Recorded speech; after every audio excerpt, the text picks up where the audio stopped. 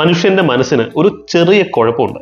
അതിന് അൺസർട്ടനിറ്റി, അനിശ്ചിതാവസ്ഥയുണ്ടല്ലോ, അത് അത്ര കംഫർട്ടബിൾ ആയിട്ട് പ്രോസസ് ചെയ്യാൻ പറ്റാറില്ല. അത്തരം സിറ്റുവേഷനിൽ അവന്റെ മോട്ടിവേഷൻ കുറയും, ആക്ഷൻ കുറയും, പ്രൊഡക്ടിവിറ്റി ഒക്കെ നന്നായിട്ട് താഴേക്ക് വരും. ഉദാഹരണത്തിന് പ്രിലിംസ് പരീക്ഷയുടെ റിസൾട്ട് വരാത്തത് കൊണ്ട് തന്നെ നിങ്ങളുടെ മെയിൻസ് പ്രിപ്പറേഷൻ അത്ര സ്ട്രോങ് അല്ലല്ലോ. റിസൾട്ട് വന്നിട്ട് ജയിച്ചോ തോറ്റോ എന്നോ കാരണമെങ്കിൽ മാത്രമേ നമുക്ക് ഫുൾ ത്രോട്ടിലിൽ, ഫുൾ ആവേശത്തിലും മോട്ടിവേഷനിലും പ്രൊഡക്ടിവിറ്റിയോടും കൂടി ആ ഒരു പരീക്ഷയ്ക്ക് തയ്യാറെടുക്കാൻ പറ്റുള്ളൂ. ഇതാണ് ബഹുഭൂരിപക്ഷം ആൾക്കാരുടെയും അവസ്ഥ. പക്ഷേ ഇവിടെ ഒരു റാങ്ക് ഹോൾഡർ എങ്ങനെയാ ചിന്തിക്കുന്നതെന്ന് അറിയൂ? ഗോൾഡൻ അവർ എന്ന് പറഞ്ഞൊരു സംഭവം ഉണ്ടല്ലേ, നമുക്ക് മറ്റുള്ളവരെക്കാൾ മുന്നിലേറാൻ നമ്മുടെ കയ്യിൽ എക്സ്ട്രാ വീണ് കിട്ടുന്ന സമയം, ആ സമയമാണ് ഗോൾഡൻ അവർ. പ്രിലിംസിന്റെ റിസൾട്ട് വരുന്നതിനിടയിലുള്ള ഈ ഒരു പീരീഡ് ഉണ്ടല്ലോ, ഇതാണ് PSC പരീക്ഷകളെ സംബന്ധിച്ച് ഗോൾഡൻ അവർ, സുവർണ നിമിഷങ്ങൾ. മറ്റുള്ളവരൊക്കെ പഠിക്കാതിരിക്കുമ്പോൾ ഒരു റാങ്ക് ഹോൾഡർ ആവാൻ പോകുന്ന വ്യക്തി ഈ സമയത്തിരുന്ന് കുത്തിയിരുന്ന് പഠിക്കും. ബിക്കോസ് അയാൾക്കറിയാം ഈ സമയത്ത് മറ്റുള്ളവർ ഉഴപ്പടിച്ച് നടക്കുകയാണ്. പ്രിലിംസിന്റെ റിസൾട്ട് ഒക്കെ വന്ന് അവർ പഠിച്ചു തുടങ്ങുന്നതിന് മുമ്പ് തന്നെ ഇയാൾ കുറേ ടോപ്പിക്സ് ഫിനിഷ് ചെയ്തിരിക്കും. പിന്നെ മറ്റുള്ളവർ എത്ര ഓടിയാലും ഈ വ്യക്തിയുടെ കൂടെ എത്തിപ്പറ്റാൻ കുറച്ച് ബുദ്ധിമുട്ടാണ്. ഞാനൊരു ഉദാഹരണം പറയട്ടെ. കഴിഞ്ഞ വർഷം സബ് ഇൻസ്പെക്ടർ ഓഫ് പോലീസ് പരീക്ഷയുടെ മെയിൻസ് ഡേറ്റിന് ഏകദേശം 1 മാസം മുമ്പ് എന്തോ ആണ് പ്രിലിംസിന്റെ റിസൾട്ട് വരുന്നത്, എന്റെ ഓർമ്മ ശരിയാണെങ്കിൽ. ഒന്ന് ആലോചിച്ച് നോക്കിയേ, നേരത്തെ പഠിച്ചു തുടങ്ങിയ ഒരു വ്യക്തിക്കാണോ അതോ 1 മാസം കൊണ്ട് പഠിച്ചു തുടങ്ങുന്ന വ്യക്തിക്കാണോ ആ പരീക്ഷ ടോപ്പ് റാങ്ക് അടിക്കാൻ പറ്റുക? ഞങ്ങളുടെ ബാച്ചുകളിൽ നിന്ന് ധാരാളം കാൻഡിഡേറ്റ്സിനാണ് ഇന്റർവ്യൂ കോൾ കിട്ടിയത്. അപ്പൊ നമ്മൾ അവരുടെയൊക്കെ സ്റ്റഡി റൊട്ടീൻ നോക്കുമ്പോൾ അറിയാം, അവർക്ക് പ്രിലിംസ് കഴിഞ്ഞ ഉടനെ അല്ലെങ്കിൽ കുറച്ച് ശേഷം തന്നെ പഠിച്ചു തുടങ്ങി. പ്രിലിംസിന്റെ റിസൾട്ട് വരുന്നത് വരെ വെയിറ്റ് ചെയ്തിരുന്ന ആൾക്കാർ നല്ല രീതിയിൽ പിന്നെ സ്ട്രഗിൾ ചെയ്തിരുന്നു. നമ്മൾ വിഷയത്തിൽ നിന്ന് കുറച്ച് തെന്നി മാറി. നിങ്ങൾക്കിപ്പോൾ കട്ട് ഓഫിനെ പറ്റി മാത്രം അറിഞ്ഞാൽ മതി, അതല്ലെങ്കിൽ പ്രിലിംസിന്റെ റിസൾട്ട് എന്നൊരു മാത്രം അറിഞ്ഞാൽ മതിയെങ്കിൽ ഞാനത് ഇപ്പം തന്നെ പറഞ്ഞു തന്നേക്കാം. പക്ഷേ ഈ പരീക്ഷയിൽ ഒരു ഹൈ ലെവൽ റാങ്ക്, ജോലി സുരക്ഷിതമാകുന്ന റാങ്ക് ആണ് നിങ്ങൾക്ക് വേണ്ടതെങ്കിൽ ഈ വീഡിയോ പൂർണ്ണമായും കാണാൻ ഒന്ന് ശ്രമിക്കുക. ഞാൻ നേരത്തെ പറഞ്ഞു, ഒരു റാങ്ക് ഹോൾഡർ ചിന്തിക്കുന്ന പോലെ ചിന്തിക്കുന്ന ആൾക്കാർ ഈ വീഡിയോ പൂർണ്ണമായിട്ടും കാണാം. അപ്പോൾ കട്ട് ഓഫ് എത്ര വരും? ഇപ്പൊ ലേറ്റസ്റ്റ് ആയിട്ടുള്ള ട്രെൻഡും മാർക്ക് ലിസ്റ്റും ഒക്കെ അനലൈസ് ചെയ്യുമ്പോഴും നമ്മൾ നേരത്തെ പ്രിഡിക്ട് ചെയ്ത കട്ട് ഓഫിന്റെ ആ ഒരു ലെവലിൽ തന്നെ വരാനാണ് സാധ്യത. ശ്രദ്ധിക്കുക, കട്ട് ഓഫ് പ്രഡിക്ഷൻ അല്ല, ഇതൊരു കട്ട് ഓഫ് നിരീക്ഷണം മാത്രമാണ്. ഇത് കൂടുകയോ കുറയോ ഒക്കെ ചെയ്യാം. നമ്മൾ ഇത്രയും വർഷത്തെ എക്സ്പീരിയൻസിൽ നടത്തുന്ന ചെറിയൊരു അനാലിസിസ് മാത്രമാണത്. അങ്ങനെ നോക്കുമ്പോൾ കമ്പനി ബോർഡ് അസിസ്റ്റന്റ് പരീക്ഷയ്ക്ക് നിങ്ങൾക്ക് ഒരു 40-42 ഈ ഒരു മാർക്കിനിടയിൽ പ്രിലിംസിൽ മാർക്ക് ഉണ്ടെന്നുണ്ടെങ്കിൽ ഉറപ്പായും നിങ്ങൾ പഠിച്ചു തുടങ്ങണം. 13,000+ വേക്കൻസി വരുന്ന ഈ ഒരു പരീക്ഷയ്ക്ക് ഇന്റർവ്യൂ ഘട്ടങ്ങൾ ഉണ്ടെങ്കിൽ ആലോചിച്ച് നോക്കിയേ, കട്ട് ഓഫ് ഇതിലും കുറയും. ഡിഗ്രി ലെവൽ ഒരു ജോലി പെട്ടെന്ന് അടിച്ചെടുക്കാൻ ഏറ്റവും നല്ല അവസരമാണ് കമ്പനി ബോർഡ് അസിസ്റ്റന്റ് പരീക്ഷ. 40 മാർക്കിന് മുകളിലുണ്ടെങ്കിൽ പഠിച്ചു തുടങ്ങുക പ്ലീസ്. ഒരു 45-നടുത്ത മാർക്ക് ഉണ്ടെങ്കിൽ ഉറപ്പായും നിങ്ങൾ യൂണിവേഴ്സിറ്റി അസിസ്റ്റന്റ് പരീക്ഷയ്ക്ക് വേണ്ടി തയ്യാറെടുക്കണമെന്നാണ് എന്റെ അഭിപ്രായം. ഫോഴ്സ് എക്സാംസ് ഉണ്ടല്ലോ, force exam, sub inspector, excise inspector, jailer, അതിന് 40 മുതൽ 45 മാർക്കിനിടയിൽ ഉണ്ടെങ്കിൽ നിങ്ങൾ ഉറപ്പായിട്ടും അതിനും പഠിച്ചു തുടങ്ങണം. ബിക്കോസ് ഫിസിക്കൽ ടെസ്റ്റ് ഉള്ള പരീക്ഷയാണ്. ഇതിൽ ജയിലർ പരീക്ഷയ്ക്ക് മാത്രമായിരിക്കും കട്ട് ഓഫ് കുറച്ച് കൂടാൻ സാധ്യത. എന്നാലും ഈ ഒരു മാർക്ക് റേഞ്ച് ഉണ്ടെങ്കിൽ നിങ്ങൾ ദയവായി പഠിച്ചു തുടങ്ങാം. ഇവിടെ കുറച്ച് വലിയ പരീക്ഷകൾ, അല്ലെങ്കിൽ Kerala administrative tribunal, assistant director, national savings, ഈ പരീക്ഷയൊക്കെയാണ് നിങ്ങൾ പ്രിപ്പയർ ചെയ്യുന്നത്. അതിന്റെ കട്ട് ഓഫ് എന്തായാലും കൂടുതലായിരിക്കും. 50+ വരുമെന്നാണ് എന്റെ മനസ്സ് പറയുന്നത്. കട്ട് ഓഫിനെ പറ്റി ഏകദേശം ധാരണ നിങ്ങൾക്ക് കിട്ടി. അപ്പൊ നിങ്ങൾക്ക് ഈ മാർക്കിന് മുകളിലുണ്ടോ താഴെയുണ്ടോ എന്നുള്ളത് നിങ്ങൾ കമന്റ് സെക്ഷനിൽ പറയാം. മുകളിലുണ്ടെങ്കിൽ ഉറപ്പായും പഠിച്ചു തുടങ്ങാം. താഴെ ആണെങ്കിൽ പോലും നിങ്ങൾ എന്താണ് ചെയ്യേണ്ടതെന്നുള്ളത് ഈ വീഡിയോയിൽ കൃത്യമായി പറഞ്ഞുതരാം. അപ്പോൾ പ്രിലിംസിന്റെ റിസൾട്ട് ഇനി എന്ന് വരും? അതാണല്ലോ അടുത്ത ചോദ്യം. ചിലപ്പോൾ ഈ ആഴ്ച വരാം, അല്ലെങ്കിൽ അടുത്ത ആഴ്ച വരാം, ചിലപ്പോൾ അതിന്റെ അടുത്ത ആഴ്ച വരാം. കഴിഞ്ഞ വർഷത്തെ അനുഭവം നിങ്ങൾ മറക്കല്ല. സബ് ഇൻസ്പെക്ടർ ഓഫ് പോലീസ് പരീക്ഷയുടെ മെയിൻസിന് വളരെ കുറച്ചു കാലം മുമ്പ് മാത്രമായിരുന്നു പ്രിലിംസിന്റെ റിസൾട്ട് വന്നത്. പ്രിലിംസിന്റെ റിസൾട്ട് എന്ന് വരും എന്നതാണല്ലോ നിങ്ങളുടെ സംശയം. പക്ഷെ അതിനെക്കാട്ടി പ്രധാനപ്പെട്ട ഒരു ചോദ്യം ഞാൻ ചോദിച്ചോട്ടെ. പ്രിലിംസ് റിസൾട്ട് നാളെ വന്നു എന്ന് വെക്കുക, നിങ്ങൾ ഈ എക്സാം എഴുതാൻ മെന്റലി, ഫിസിക്കലി ഒക്കെ പ്രിപ്പയർഡ് ആണോ? Are you ready?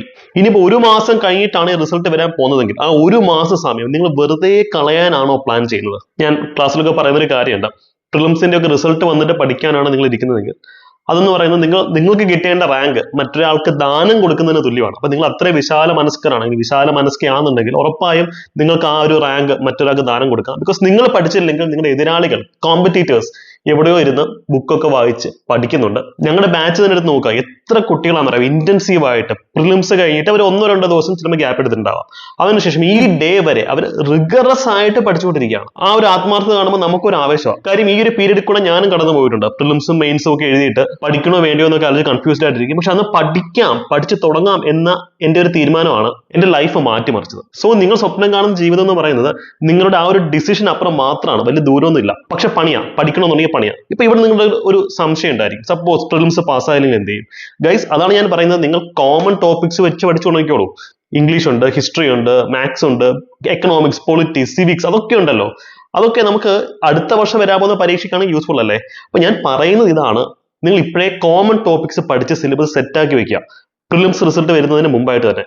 ഇപ്പോൾ റിസൾട്ട് വന്നു കഴിഞ്ഞാൽ പിന്നെ നിങ്ങൾ സ്പെഷ്യൽ ടോപ്പിക്സ് മാത്രം ഫോക്കസ് ചെയ്ത് പഠിച്ചാൽ മതി. അപ്പൊ പിന്നെ നഷ്ടമില്ലല്ലോ നിങ്ങൾക്ക്.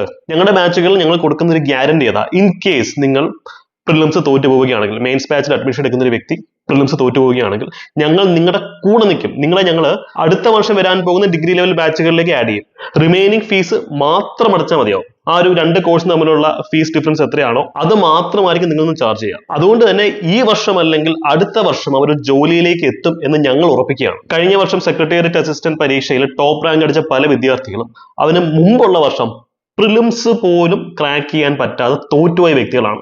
പക്ഷെ അവർ ഈ ഒരു കണ്ടിന്യൂസ് ലേണിംഗ് എന്ന് പറയുന്ന പ്രോസസ്സിനകത്ത് പെട്ടതുകൊണ്ട് അവർ സ്വപ്നം കണ്ട സെക്രട്ടേറിയറ്റ് അസിസ്റ്റന്റ് എന്ന ജോലി അവർ നേടിയെടുത്തു. ഒന്ന് ശ്രദ്ധിക്കണേ, പ്രിലിംസ് പൊട്ടിയ ആളാണ് സെക്രട്ടേറിയറ്റ് അസിസ്റ്റന്റ് ടോപ്പ് റാങ്കിലേക്ക് വന്നിട്ടുള്ളത്. സോ നിങ്ങൾ കഷ്ടപ്പെട്ട് നേടുന്ന അറിവ്, നിങ്ങൾ വായിക്കുന്ന ഓരോ വരികളും ഓരോ പേജും, നിങ്ങൾ നേടുന്ന നോളജ് അത് ഒരിക്കലും വേസ്റ്റ് ആവില്ല. അത് ഇന്നല്ലെങ്കിൽ നാളെ നിങ്ങൾക്ക് ഉപകരിക്കത്തേ ഉള്ളൂ. പക്ഷെ പഠിക്കാതെ സമയം വേസ്റ്റ് ആക്കിക്കൊണ്ടിരിക്കുകയാണെങ്കിൽ നേരത്തെ പറഞ്ഞതുപോലെ നിങ്ങൾ നല്ല ദാനശീലമുള്ള ഒരു വ്യക്തിയായിട്ട് മാറിക്കൊണ്ടിരിക്കുകയാണ്. സോ ഇതിന് നിങ്ങളെ ഹെൽപ്പ് ചെയ്യാനായിട്ട് ധാരാളം ഫ്രീ റിസോഴ്സസ് ഞങ്ങൾ സ്റ്റാർട്ട് ചെയ്തിട്ടുണ്ട്. നമ്മുടെ ഈ ചാനലിൽ ഡിഗ്രി ലെവൽ മെയിൻസിന്റെ പ്ലേലിസ്റ്റ് നിങ്ങൾ ജസ്റ്റ് ഒന്ന് ചെക്കൗട്ട് ചെയ്ത് നോക്കുക. ഇവൻ നിങ്ങൾ സെൽഫ് സ്റ്റഡി നടത്തുകയാണെങ്കിൽ പോലും എങ്ങനെയാണ് പഠിക്കേണ്ടത് നമ്മൾ പറഞ്ഞു തരുന്നുണ്ട്. അതുപോലെ തന്നെ നമ്മുടെ ടെലിഗ്രാം ചാനൽ ഡെയിലി രാവിലെ ഇവിടെ മോക്ക് ടെസ്റ്റ് പോൾസിന്റെ രൂപത്തിൽ ഇടുന്നുണ്ട്. നല്ല സ്റ്റാൻഡേർഡ് ക്വസ്റ്റ്യൻസ് ആണ് ഇടുന്നത്. അപ്പൊ അത് മാക്സിമം വർക്ക്ഔട്ട് ചെയ്യാം. ശ്രദ്ധിക്കുക, മെയിൻസ് നിലവാരത്തിലുള്ള സ്റ്റാൻഡേർഡ് ക്വസ്റ്റ്യൻസ് ആണ് അവിടെ ഇടുന്നത് കൂടുതലും. ചാനലിന്റെ ലിങ്ക് ഞാൻ കമന്റ് സെക്ഷനിൽ പിൻ ചെയ്ത് വെച്ചിട്ടുണ്ട് കേട്ടോ. സോ ഈ വീഡിയോ കൺക്ലൂഡ് ചെയ്യുന്നതിന് മുമ്പ് എനിക്ക് കുറച്ച് കാര്യങ്ങളും കൂടെ മാത്രമേ പറയാനുള്ളൂ. അതായത് ഇപ്പോൾ നിങ്ങൾ കൺഫ്യൂസ്ഡ് ആണല്ലോ, പഠിക്കണോ വേണ്ടെന്നുള്ള കൺഫ്യൂഷൻ. അപ്പൊ ഈ ഫ്രസ്ട്രേഷൻ ഉണ്ടല്ലോ, നിങ്ങൾക്ക് ഭാവിയിൽ അനുഭവിക്കാൻ പോകുന്ന ഗിൽറ്റ്, കുറ്റബോധം, അതിനെക്കാട്ടും ഭേദമാണ് ഈ അവസ്ഥ. സപ്പോസ് നിങ്ങൾ പ്രിലിംസ് പാസ്സാവുന്നത്, അയ്യോ ഇത്ര സമയം നഷ്ടപ്പെട്ടല്ലോ എന്ന് ആലോചിച്ച് നിങ്ങൾ നിങ്ങളെ കുറ്റപ്പെടുത്തുന്ന, നിങ്ങൾ നിങ്ങളെ വേട്ടയാടുന്ന ഒരു ഫ്രസ്ട്രേഷൻ, ഒരു ഗിൽറ്റ് ഉണ്ട്, കുറ്റബോധമുണ്ട്. ആ കുറ്റബോധം എന്ന് പറയുന്നത് നിങ്ങൾ ഇപ്പം അനുഭവിക്കുന്ന കൺഫ്യൂഷനെ കാട്ടിയൊക്കെ വളരെ വലുതായിരിക്കും. അതുകൊണ്ട് അത് ഒഴിവാക്കാൻ വേണ്ടി നിങ്ങൾ ഇപ്പം മുതൽ തന്നെ പഠിച്ചു തുടങ്ങുക. ബിക്കോസ് നിങ്ങളുടെ ആ ഒരു വിജയം സ്വപ്നം കാണുന്നത് നിങ്ങൾ മാത്രമല്ല, നിങ്ങളുടെ മാതാപിതാക്കളുണ്ട്, ഞങ്ങളടക്കമുള്ള അധ്യാപകരുണ്ട്.